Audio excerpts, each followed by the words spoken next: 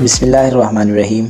अहादीस मुबारक की रोशनी में आज कल हर कोई क़यामत की निशानियां पूरी होने की बात करता है, जिसमें छोटी छोटी बातों की बात की जाती है, जैसे बेहयाई को फ़रोग़ मिलना, बुरे कामों का उरूज होना, औलाद का वालिदैन से अच्छा सलूक ना करना। लेकिन आज जिस निशानी के पूरा होने के बारे में बात करने वाले हैं, इसका तज़किरा ख़ुद अल्लाह ताला ने कुरान पाक में फ़रमाया है।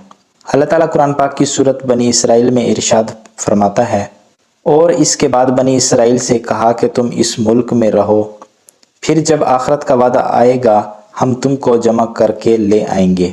इसी तरह सूरत अंबिया में इरशाद बारी ताला है, जिस बस्ती के लोगों को हमने हलाक कर दिया था, इन पर हराम कर दिया कि वो वहां जा सकें, हत्ता कि याजूज माजूज खुल जाएं और वो बुलंदियों से उतरते नजर आएं।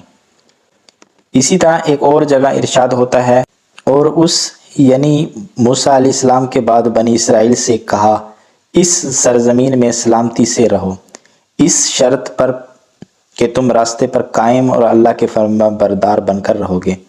फिर जब आखिरत का वक्त आएगा हम दुनिया की ताकतों से निकाल कर तुम्हें यहाँ आबाद कर देंगे। इन आयात से किसी ख़ास शहर या इलाके का तज़किरा तो नहीं मिलता, अलबत्ता हदीस मुबारक में किसी हद तक शहर का पता मिलता है। इसके अलावा हम अगर आज देखें तो पूरी दुनिया से यहूदी इसराइल मुंतकिल हो रहे हैं, अपने बड़े बड़े कारोबार पुर आसाइश ज़िंदगी को खारबाद कहकर इसराइल का रुख कर रहे हैं।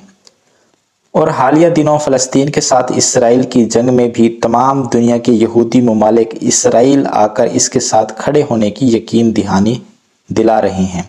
इसराइली एजेंसी से जारी रिपोर्ट के मुताबिक गुज़श्ता 10 सालों के दौरान फ्रांस से 40,000 यहूदी इसराइल मुंतकिल हो चुके हैं।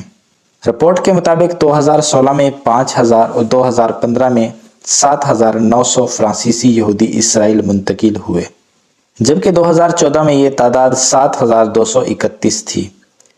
रिपोर्ट के मुताबिक गुज़श्ता 10 साल के अरसे में 40,000 फ्रांसीसी यहूदी ने मुकम्मल तौर पर इसराइल में सकूनत इख्तियार की, और इससे ये इशारा निकालते हैं कि आखिर ज़माना में मुक़द्दस इलाका में यहूद इकट्ठे होंगे।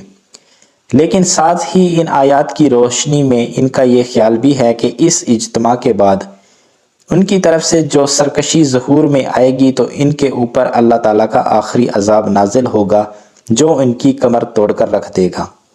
दूसरी तरफ इसराइल ने थर्ड टेम्पल की बुनियाद रखकर अपनी बर्बादी को दावत दे दी है।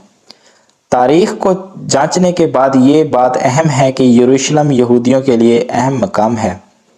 यहूदी समझते हैं कि जिस बादशाह का अल्लाह ने इनसे वादा किया है, वो हर दौर में इस बादशाह के इंतज़ार में अपनी ज़िंदगी गुजार देते हैं। इसी तरह मौजूदा हालात में फिर वो इसी तरह इंतज़ार कर रहे हैं। इनका यह भी अकीदा है कि जब तक मस्जिद अक्सा को शहीद नहीं किया जाता वो बादशाह नहीं आता। मौजूदा हालात में हम यही समझ सकते हैं कि अब यहूदी मस्जिद अक्सा को शहीद करने के दर पे हैं। साथ ही ये भी कहा जाता है कि वो इसी जानवर का इंतज़ार कर रहे हैं जो सुर्ख गाय की शक्ल में नमूदार होगा और जिसको जलाकर बनी इसराइल को पाक करेंगे। फिर वो बादशाह दीवार गरिया से नमूदार होगा जिसकी यहूदी इबादत करते हैं।